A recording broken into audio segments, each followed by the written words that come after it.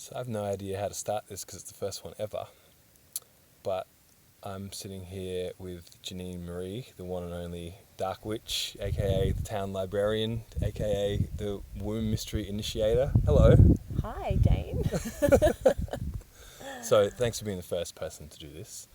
I feel that this concept of love and dark is the idea behind this, and really as a contrast frame to the love and light paradigm, I wanted to kind of flip it and go into the idea that everything is love, and all the extremes and polarities are part of it and part of God and part of oneness, and have conversations with people who are holding a much wider frame around that sort of stuff, and explore things like creativity, magic, sexuality, the unconscious mind, all those sorts of subjects, the shadow, and whatever else comes in. And I couldn't think of anyone better to start off with.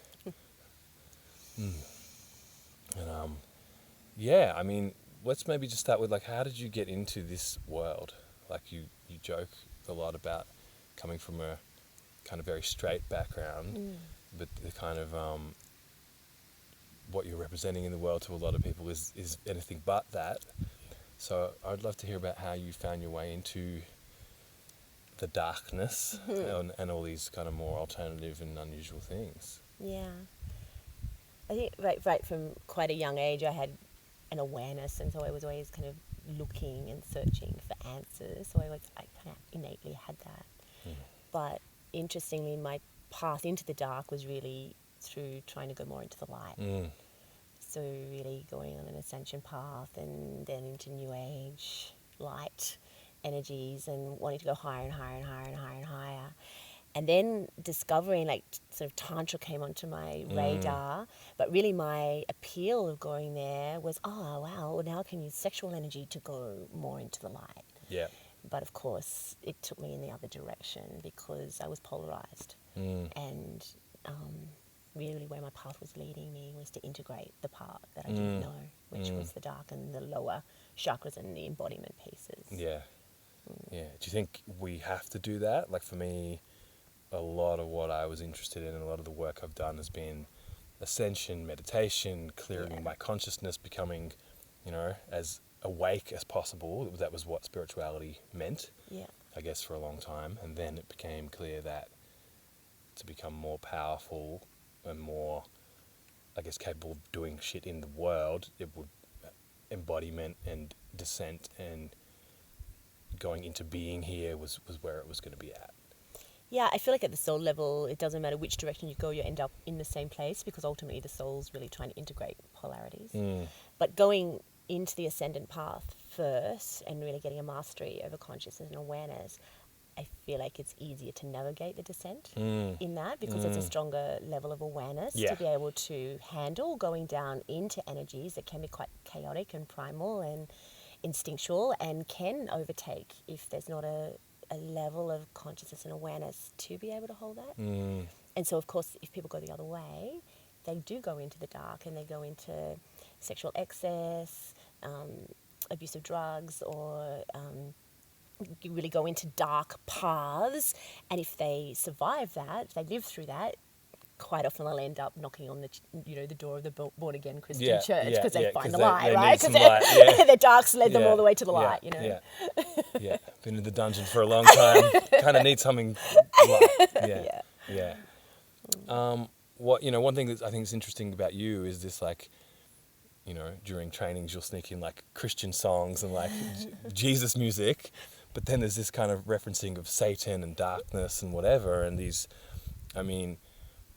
my interpretation is you're talking about, like, Christ and Satan as, like, archetypal figures, but I don't know if that's even true. Like, how do you relate to, like, Jesus and Satan and these kind of very Christian figures that are, typically the way that's shared is very polarized. Like, you hang out with one and you don't hang out with the other one. That's how it's done, right? I'm all about Christ, and we don't even talk about the other guy. And as I've been, not even beginning, because I've been into a lot of this for a long time, but I've been revealing more publicly, like a few little shadowy bits and a little more magical bits. I've had some interesting feedback of, like, oh, you're dabbling in dangerous territory there, and I'm like, oh, they're not. These people aren't holding an archetypal view, or they're not looking at like this as a representation of themselves. They're literally thinking there's a guy out there called Satan, and if I talk about him, he's going to show up like Voldemort or something, and everything's going to go bad. And yeah, I guess I'm curious about how do you reconcile, like what does it even mean when we're playing with these ideas or these characters? Like what's going on there? Yeah, so I do see them as archetypal energies, and there's something about personifying an energy, because an energy is really quite abstract, really. Yeah. And because ultimately there is just one source, but that's way too much for anyone really to get their head around. Yeah. So by finding these bite-sized pieces and feeling and experiencing these different flavors, we can get to know that one whole thing. Yeah.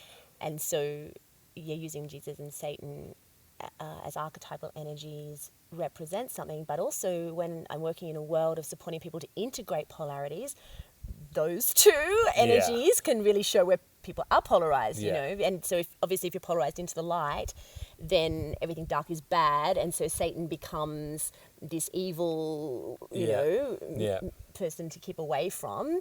And equally, if you're polarized kind of in the dark, then you really don't want to have anything to do with the evangelistic heavy metal and like blah, whatever. blah, blah, and that's all seen as whatever. So it can, if there's really the key for me is a charge, you know, and when there's charge on those energies, then it shows what's not integrated and not polarized. And ultimately I see Jesus, Satan archetypes as really, they're the light and dark of the masculine, really. Yeah.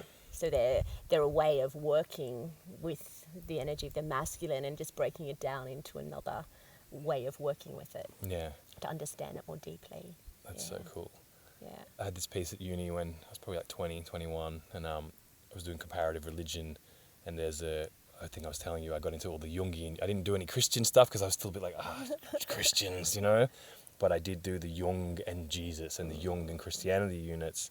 And he, for one, didn't like triangles. So he rearranged the, the Father, Son, and Holy Ghost, and he made a quaternity, and he had Jesus and Satan as brothers. Right, You know, so it's like the Father and the Holy Ghost and the two sons, and one representing the animal nature of man and one representing the ascended nature of man, and that they both need each other basically. And also I think he just liked to get it all neat and balanced. He was like, I need symmetry, you know. And I think that for me was the beginning of dropping superstition.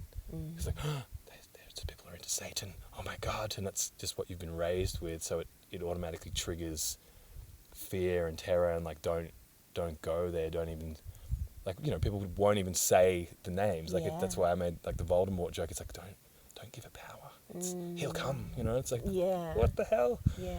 But just, I guess, really playing with the shamanic and playing with the I guess what I see as the Jungian psychology piece of recognizing everything as a representation or a projection or a reclaiming of a part of the self, just changes the whole framework and takes this kind of superstition layer out of it of like, that's not okay. You can't even talk about that. Yeah. And also too, my own background, like I've got a very strong, which I've talked to you about, like a really strong Catholic thread. So, you know, before I was even born, I was going to, church services once a week. And so a lot of indoctrination. So part of my path was really being in rejection of that and having a lot of charge on the word God, on the word Jesus, and moving more to words of source and divine or other words that weren't religiously charged as a way of trying to integrate what spirituality was to me out of the conditioning. But then I felt like I moved through all that sort of rejection and the loss of not having anything to hang on to, and then discovering other forms and philosophies of spirituality, which then brought me in a full circle of being able to really pierce through to the essence and truth of all philosophies, really, because they're all holding a piece. And so it's quite a celebration for me to be able to welcome in the Jesus archetype and the Satan archetype in celebration and really be at peace with those and feel the gifts of those archetypes. It feels like a real full circle integration piece for me as well. Because I think it's a lot of people with Christian backgrounds where that conditioning constricts. It's super tight. And on the other side that you're naming, I had the same thing. So I was expelled from a Christian school, which kind of left kind of a bad taste in my mouth. And I think was drawn to everything else. Buddhism, shamanism, Hindu stuff, Kabbalah, it didn't matter. Just everything else was, I could Much see cooler. So much cooler. Just anything apart from where I've come from, which was, my family were not particularly religious, but the backdrop of everything, I used to pray. No one got me to do this when I was a little boy. I would pray to God that bad things wouldn't happen. And I think my prayers were like, I don't want to get into like sex, drugs or alcohol. And I was like 4. Oh, that backfired. Yeah, it's like the secret of like, don't focus on what you don't want, I've had a fairly thorough taste of all those things. So maybe he was granting my wish in a reverse way. But that was the framework. I don't know where I got it from. It's just that was the cultural backdrop of, I guess, the moral structure of the society that I lived in. So even if you're not a practicing Christian, if you're in the Western world, you're probably living in a Christian framework to some degree, more or less. Well, yeah, totally in a moral good and bad framework, and what's good and what's bad may be different for different people, but it's still living in that way of moving through reality. Yeah. I think it's really recently where I was telling you about the Jordan Peterson Bible myth stuff. I'm like, these are archetypal structures of, truth and how to orient yourself in the world, and his obsession with dominance hierarchies and climbing the ladder and all that sort of stuff. It just gave me a context around like, maybe I am good with God the Father. Maybe this moral structure has actually been very functional for humans, where I'd always seen it as like, this is just fucked. This is just a mess. It's the worst thing ever. And I think, comparative religion a little bit and integral theory and stuff helped me put it somewhere. But then he kind of, with his love of those myths, I was like, whoa. Driving in the car going, Abraham. Woo. Well, I think like really exploring spirituality and going into it, I think it's called the I, thou, and the we. There's the different ways we can experience whatever this source or divine is. Yeah. And one is it's an energy that's everywhere, that's all one, which is going into more philosophies that are talking about source as an energy, experience as an energy. And then there's each of us is a spark of God, so actually we are divine beings, so it's moving from the framework, I am God, and so I can create and be in touch with that energy and bring that through. And then the other one, which is more the Christian framework, is relationship with the divine. So it kind of personifies God as God the Father, God the Son, or however that's expressed.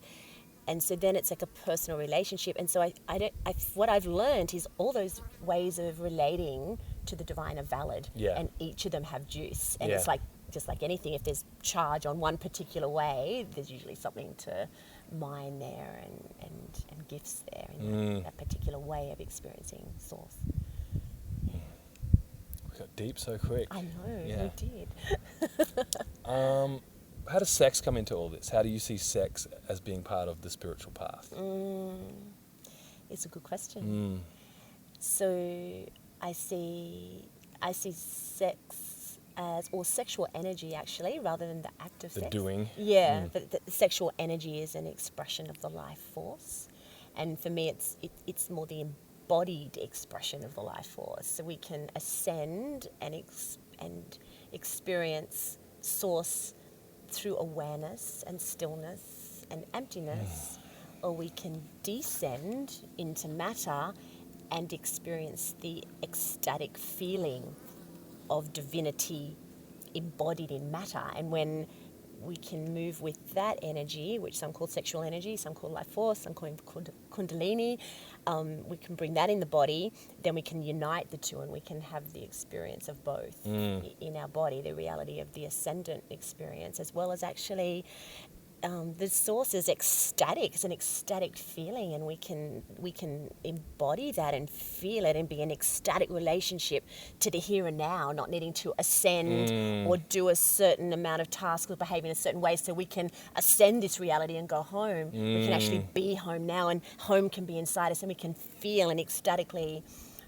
experience that in our body. Yeah. Do you perceive that we're overly stacked in one way as a culture on Earth at this point? Is that a fair, sort of diplomatic? Oh, for sure. Yeah. Well, and obviously it depends which culture you're talking about too. But in the West, the West has tended to more go into ascendant and more go into the mind and into science and into more an ascendant way of being in life and develop those areas, but it's, you know, been at the expense of the lower chakras, which more the tribal societies have actually held the energies of the earth and the lower chakras and judged as being less than, but actually holding primitive the potency of the primal earth energy in their traditions. And I feel that collectively we're at a time of integration and of the collective, really. So we're bringing all those together, and I'm feeling that's starting to move in the mainstream. There's starting to be more opening around people interested in embodiment or sexual energy, and starting to free up the shame around it, which is what can so much constriction is from. And of course I think that's probably been part of the development, because rather than those living in those energies and them overtaking by suppressing them, it's created, I guess, more chance for ascendant. And if you go down this way and don't do that, you've got more development here. But at some point, we're about integrating all that. And that's where I kind of feel like we're heading right now. Because, and it's interesting that the kind of Abrahamic religions are all on this kind of ascension thing, but then, at least in the world that I've been in, you get a bunch of dudes who go do Tantra or go do Buddhism or whatever, and we do the same thing. So it's like, it's hard for me to know whether that's also in those religions or philosophies, which I think it is a bit, this idea of ascending. I mean, it definitely is. But if, particularly the white guy, the white dude conscious bro thing, it's almost like we make it more that because we bring the frameworks we've already got unknowingly. So we're like a Christian who doesn't think we're a Christian, and then we go practice Tantra, and then we overlay like a Christian moral framework over the top of it. Without knowing we're doing that, and it becomes the new dogma, basically, of like, oh, no, only the upper chakras. Don't do the lower ones are dirty. We don't do those. Stop having squirting orgasms, ladies, they're wrong, bring it up, there's this kind of like ascension dogma that, even though we're in little groups that are people who are, sampling various cultures and going and mastering some exotic Eastern discipline or whatever, they've essentially used it in a very similar way. For sure. So there's this negation of the feminine and negation of the earth, just the same, but now it's in a Tantra yoga package. Of like, just, if your girlfriend has an emotion, tell her to bring it to her, tap her on the third eye. Bring it up and bring it through send it to which can be super useful, but it took, when I went into it, I was like, oh, you guys are like dogmatic as well. And, I thought my readings and my grasp of Tantra was the embracing of everything. And it's like, the embracing of everything, but only the upper bit, because, it's better. Because there's still some kind of superiority coming in. I had this awareness one time. I was still on my wanting to discover the truth and the philosophy that was the right one. And I remember I went along to see this person speak that I'd been wanting to see for so many years. And, I'd heard this stuff like, when he walks in the room, love arrives, and he wanted to be in this place. And so, he walks in and the followers are there all dressed in similar kind of whatever, kind of doing their dogma thing. And it was like, in that moment, I just really got it. It was like, okay. So really in every philosophy, someone has woken up to something directly and experienced it, and they're emanating something, different to what everyone else is emanating around it. And then people come up and go, oh, so Dane, really liking your vibe, and so what do you eat for breakfast, and what's your practice, and what clothes do you wear? Okay, so if I do that, then I can be this. I thought, oh, that's actually what religion is. We shall all eat the bacon. We shall all sleep until 10 a.m. We'll chant blah blah blah at 3 o'clock. And so those practices, of course, practices can support the development, so I don't want to negate all practices. But the point is, if ever we're going outsourcing and disconnecting for what's really happening in here and following this, we're never going to really drop into that place where we're vibrating something authentic and tuning in a personal way to what's happening, in a real way, in a way that we're embodying it and living it and feeling it. And that was a really big piece for me. It was the end of the search, and it was my realization, the only absolute truth is there's no absolute truth. That's actually the truth. Yeah. So let's put that in big letters and let's recite that once daily to remind ourselves. Let's do a mantra about that one. Yeah. What how do you think people can, especially younger people, like who knows, but people who are maybe on this search path, how do you think they can insulate themselves from this kind of pedestaling, this guruing of like, such and such is amazing, I want to be like them, and then all the psychological shit that's created from doing that? Is there in a way that you think people can inoculate themselves from that, or kind of rebalance themselves when they notice they're starting to guruify someone else? It's a tricky one, because when people first start, they're really looking for reference points, and so it's important to be having different experiences, and it's important to be finding places of resonance where the soul knows there's something to learn here.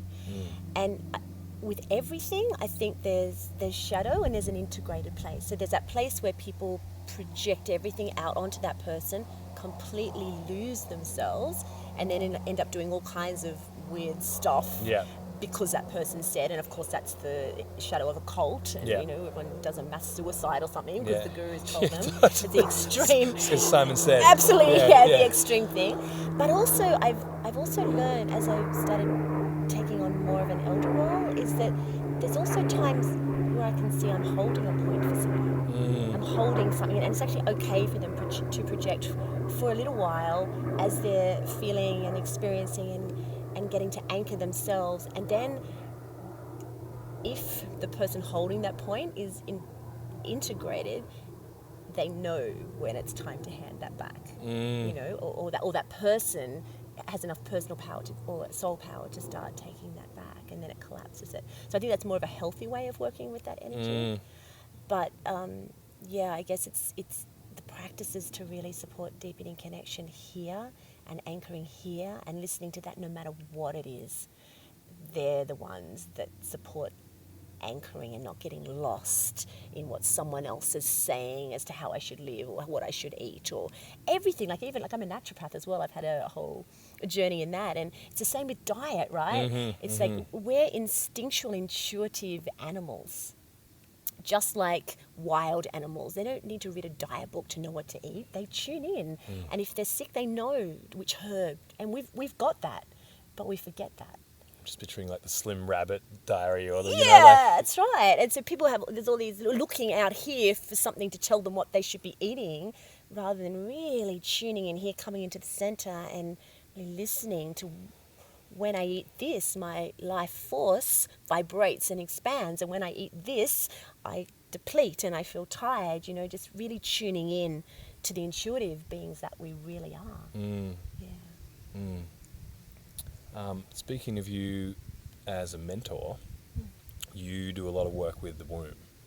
Could you maybe share a little about that, why it's important, what sort of journeys women are having in that area? I know it's something that I've noticed coming up more and more on social media, women talking about their blood, and women talking about their womb and that sort of thing.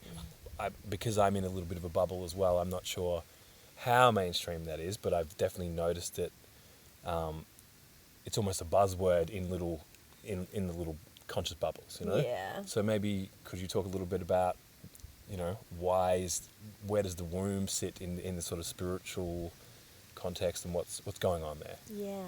Yeah, it has more recently started to become a buzzword,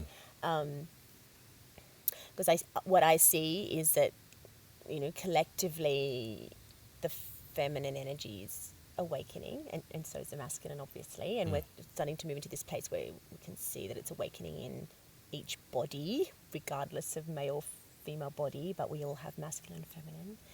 And so that was really a big part of why I started doing what I started doing many years ago, because I could see this was the energy that most needed to come forward. That's what was going to save the planet, not going into some kind of war to do it, but actually to be feeling the feminine and in tune, that's what was going to change things. But then what I noticed is that the feminine is coming in, but in some ways it wasn't fully anchored, and I realized that really a lot of clearing work was being done, and the openings of the feminine, but really it's not until we really drop into the womb space that we start really anchoring to the maturity of the archetype. And a lot of women aren't connected with their womb. You know, their experience of their womb is menstrual cramps, having a baby, and other than that, don't really pay much attention to it, don't really know about it, not in tune with it, where actually that's the center of the feminine. It's where her wisdom comes from. It's where her feeling, intuitive sense comes from. So the more we can drop in and anchor that point and center in that point and start to strengthen that point, because it's like the masculine center here is quite strong in a lot of people, because we're moving from this place all the time. So there's a strengthening and this muscle down here in the womb that also needs to be given equal billing, so we can move in a more integrated way. So for me, it's the source of a woman's power is the womb, and it's not only connecting it in herself, but by really opening into that energy and the spaciousness, it connects it to the earth womb, which really grounds and anchors her and informs her around primal energies, instinctual energies, animal energies, but it also opens to the cosmic womb as well. So she's sourcing the feminine all the way through, from earth to heaven, because the feminine is in heaven as well. And, you know, one of the things that I guess became into my field of awareness probably in the last 2 to 3 years is the idea that the womb is energetic as well. So a man can have a womb, a woman who's had her womb removed can still connect to it, which I'm now like, yeah, of course. But when I first heard that, I was like, what the fuck? And I was already into energetic stuff. So I can imagine, particularly, let's say, for a mainstream guy hearing that, it would be like, what? Yeah. Like, what the fuck? Could you explain a little bit about how that could be? How can a man have a womb? How can a woman who's had maybe parts of herself removed, how could she be in access to that part of herself? Yeah, so we've got our physical body that we can touch and feel and see. And then we have an energetic body, and that's more connected to the soul, that isn't either masculine or feminine. And so from that place, from the soul place, from the energy body, etheric body, we have a feminine manifestation of that and a masculine manifestation of that. And, you know, in years gone by, most, not all, because there were people experiencing this all the way through, but really we were anchoring certain things. You know, we came in to be a farmer and really master that archetype, and then we might have come in to be a queen and master that archetype, and so things were moving a lot slower. But this place of integration where we're accessing more things and we can start really tuning in, we've got a greater access to these different bodies. And it can sound woo-woo and it can sound really, really strange until the experience happens. Yeah. You know, and I remember when I first experienced my phallus, it was like, oh my God, this actually is real. I can feel this, I can sense, I can feel my testicles, I can feel my phallus, I can feel my whole energy be different when I'm in that. And so in a male body, it's the same, that there's an etheric womb, and it's beautiful for women who've had wombs removed to know that as well. That because the womb's removed doesn't mean you're disconnected from your womb energy, because it's etheric, and you can tune into that and become more attuned, better at connecting in with that, so it becomes easier to access by different practices to support that integration. So for those who are listening to this and not watching it, we're kind of out on Janine's property out at the moment on the Red Earth. You do a lot of your work here. How do you feel the land is involved with your work? Yeah, well, because I work with the womb and the feminine, so a lot of my work is descending, supporting people to descend into the earth, to descend deeply into matter. And so the way I see it on this land here is I feel like this land called me really, and that it's in partnership with me.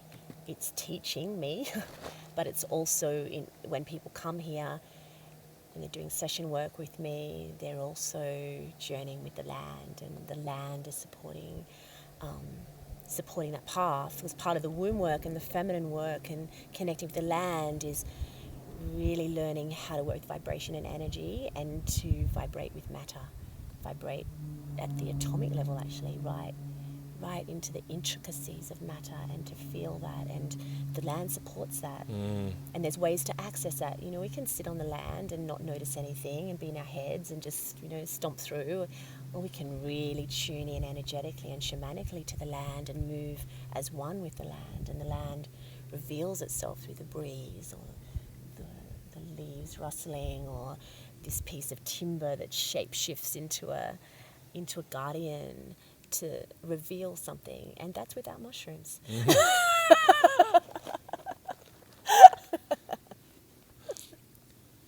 Janine and I have been having a few chats about the benefits, the pros and cons of psychedelics. Let's call it that. Yeah. So I've been doing men's worky stuff for quite a few years now, and the first waves of all that was like, got to be more on purpose, man. Got to get my goals clear. Got to be able to penetrate the world, be more present. Very kind of David Data meets Robert Bly meets the King, Magician, Warrior, Lover sort of stuff. That was the kind of the cocktail that I went through, and it really helped me develop. I shared that with a lot of other guys and found other guys teaching that stuff, and those sorts of pieces seem to be the pieces that men were finding and sharing and workshopping. It's all with the King and the Warrior, and there's tons of that stuff.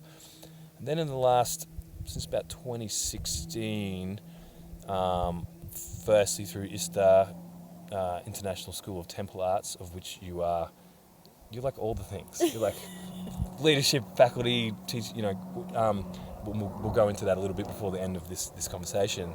Through that place was one of the first places I played into physical men going into their feminine, and then through dancing Eros going into men going into the feminine archetypes. And to my knowledge, there isn't a lot of it going on in the world. There's not a lot of people doing feminine initiation for men, funnily enough. But I went through that stuff, and I watched other men go through that stuff, and there's an almost universal agreement amongst us that was hugely beneficial, and that it started to give us something that, another 100 hours of Vipassana meditation, or, penetrating the woman with presence and dark humor, we already were doing that, and we were already practicing that stuff, but stepping into the feminine changed fucking everything. And at the time I was like, I don't think other men are going to be ready I think I'm just special. And what I've seen over the last year and months is that actually more and more men are open to that and interested in that. And I was just curious on your take of what are the benefits for male-bodied humans stepping into the feminine and doing any of these kind of work, whether it's womb work or feminine archetypes or whatever. Yeah, it's such a great question, because we can go and do all this stuff, but actually, how does that make a difference in my day-to-day life? Yeah, and that's what, I love this magical reality we're playing in and these deep concepts we're working with, but I really want, in the way that I get into it, for people to listen and go, so if I do this, I'll get that. Yeah. And especially if they haven't done it, like once they do it, that might be less important. But if they're like, why the fuck would I? I'm a builder. Why would I do a womb journey? So what's your take on the benefits of that sort of work for men? Yeah.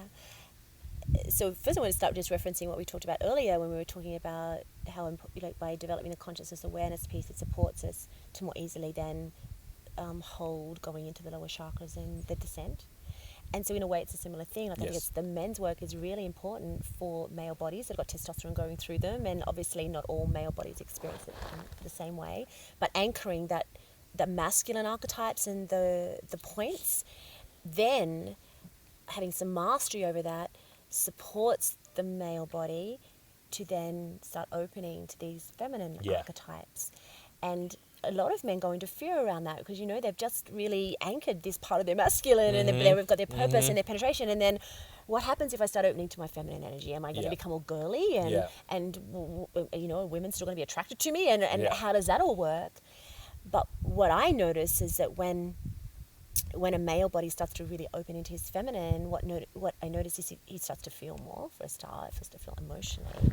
He starts to feel more frequency and vibration in his body.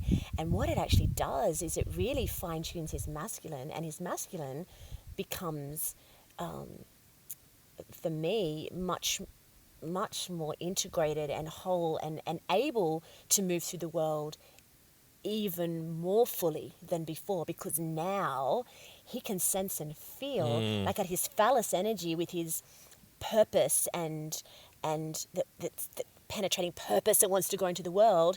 Now we can actually sense and feel where does that need to go and how to do that in a way that the world opens to what he has to offer, not in a way that he's pushing through before the world's ready, and then dealing with the repercussions of that, which is really what we see with war, I guess, and an extreme version of that.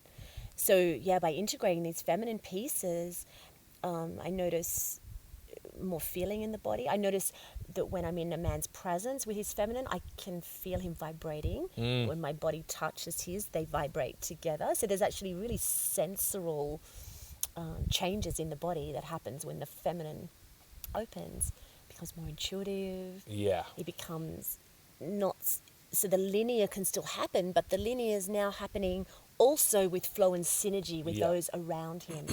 So not so much fragmenting and fracturing relationships, because I can move forward with my purpose, but I can also do that in synergy with those around me because I have the womb piece. I'm not losing myself in that synergy, but I'm also not throwing out things because my purpose is the most important thing at the expense of everything. Getting a bit less jabby. A little bit less jabby, but still penetrating actually very deeply. But now the heart's there, love's there, life force is there. So the penetration actually is, whether it's actually sexually with the person or whether it's how we're penetrating life, becomes so much more potent. It's like also the testicles, like the testicles are charged with potency then too, because when it's all up here, they're not. You know, when they anchor into the earth and we bring the feminine through as well, that brings the power through, the potency of the seed becomes more potent as well. Nice. That's beautifully expressed.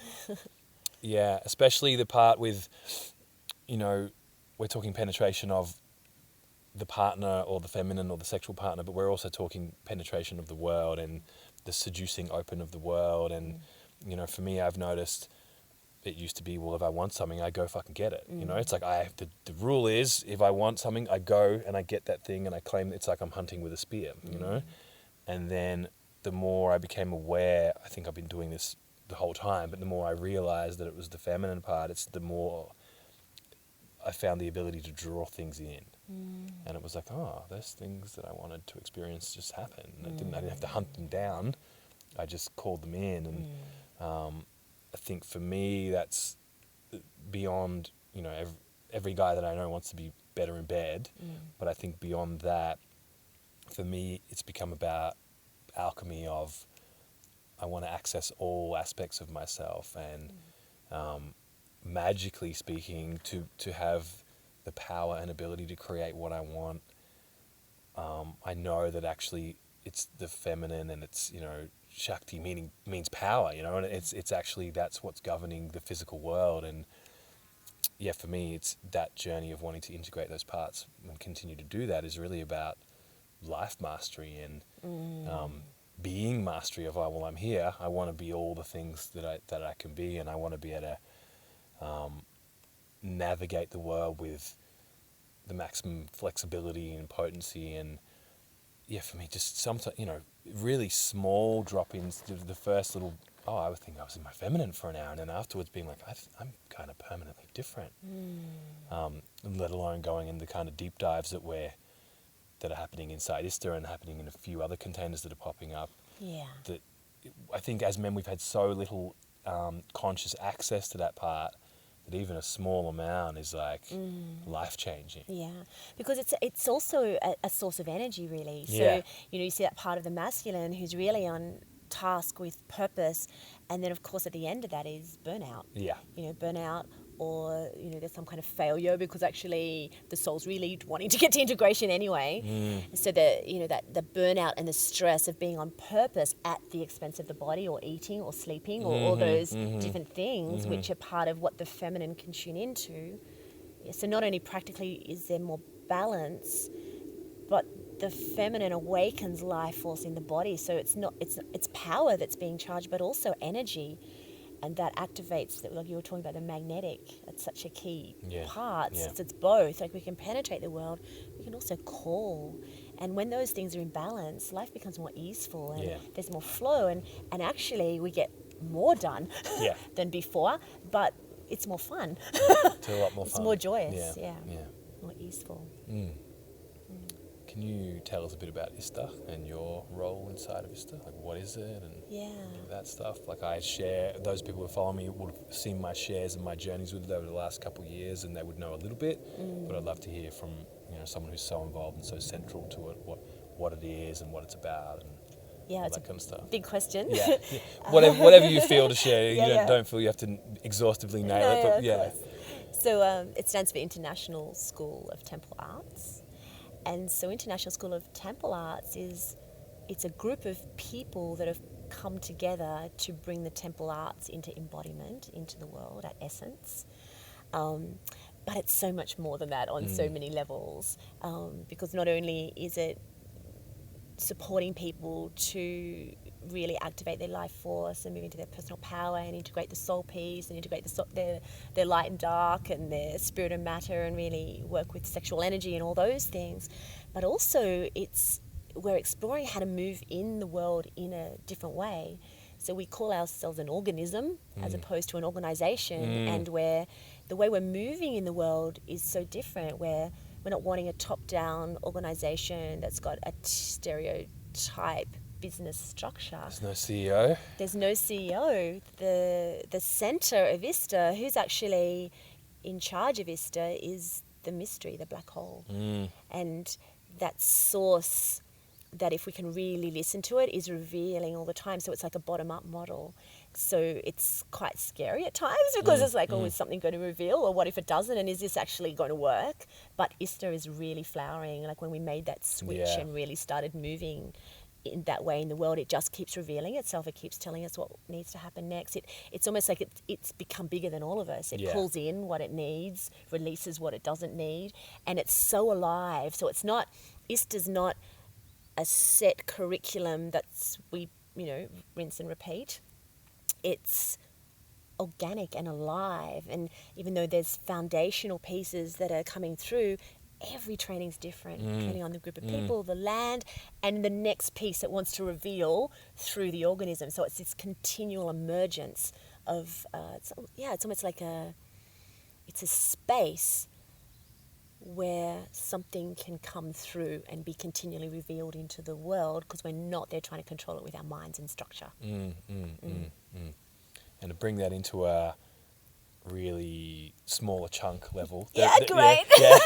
Because I'm feeling all the people that I know will be like, wow, that's amazing, and I'm feeling going, so what does that mean?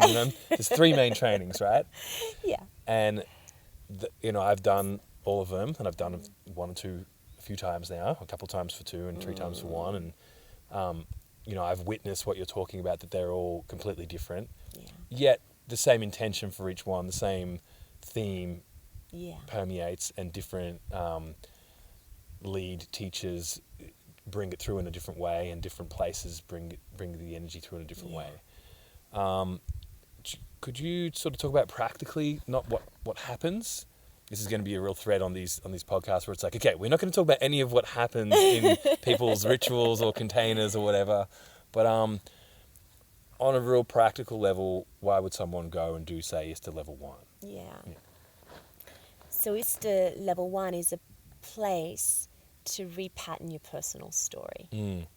So it's really looking at your neurology that you've come in with and the conditioning around it, and repatterning it not so much at the belief level, Mm-hmm. but at the neurological level and at the shamanic level. Mm. So the rituals are to support that repatterning so that we can be moving in the world in a different way. And also it's about anchoring archetypes. It's anchoring the masculine and feminine archetypes. Yeah. So we can really get those polarities anchored in the body, and then we can move along that keyboard however we want, however we choose to express it. But it's from a place of being anchored in both of those poles, not kind of flipping around, not quite sure, not quite grounded in any of it. I think, one of the things for me that's been really beneficial and really give me a lot of insight as well as practical benefits is this anchoring of the masculine and the feminine as something that everyone has, rather than, what I see in the neo-tantric world. The dominant sort of narrative in that world is very much the sort of David Data model of like men are Shiva and women are Shakti, and there's almost an objectification of no, you don't have Shakti, you are that because you're a woman, so you're only that, and if you're producing behaviors that aren't that, stop that and be more feminine, and myself and I think probably a lot of other people have tried to live up to that. It's like we learn this stuff, we get into tantra, it's like, okay, I've got to be more Shiva, I've got to be more present. I'm pretty present, but I've got to be even more present, and I've got to lead too, because that's my job. And I think, as you put it, anchoring those archetypal energies really started to free me up of like, oh, these are both here, and they're both here all the time. And it's not an either or, it's like they're dancing inside, and it's maybe more like a sliding scale. I think my old model was kind of all or nothing. It's like you're in your masculine or you're in your feminine. Yeah. And then it became more like a little sliding More dial. fluid. Yeah, and then it became more like a dance of like, oh, well, it's constantly shifting, and they're interacting with each other constantly. And I think that understanding of kind of embodied divine marriage of those two parts is probably gonna really spread, because I think where the world is at now with the ideas around gender fluidity and all that sort of stuff becoming more and more prevalent, it's getting difficult to teach a Shakti Shiva thing that's a fixed, Yeah. People aren't really, especially younger and younger people, they aren't really signing up for that. They're not going to opt into that. What? You think so just that I'm a man, that I have to be the one who's present? But what if I don't want to be present? What if I want to be my feelings? And I think, ISTA's one of the few places that is presenting an alternative model that will work in the new world, I think. Well, it's really supporting, bringing awareness and giving practical ways to integrate something that just is anyway. Yeah. Because regardless of where people think they are or what they're experiencing, the reality is they do have a masculine and feminine aspect. That's like that's a given, because we're an expression of the divine, and there's a masculine and feminine aspect of that. And so if we're not aware of that, or we're polarized one way, then we're still interacting with that feminine, but it's outside. We're kind of outsourcing, projecting that out. And that's pretty much what relationship drama is, because ultimately the soul's trying to integrate that piece. And so the more we can start moving into what's actually going on in here and start seeing what's happening in this relationship, all of a sudden what's going on out there starts to make a lot more sense.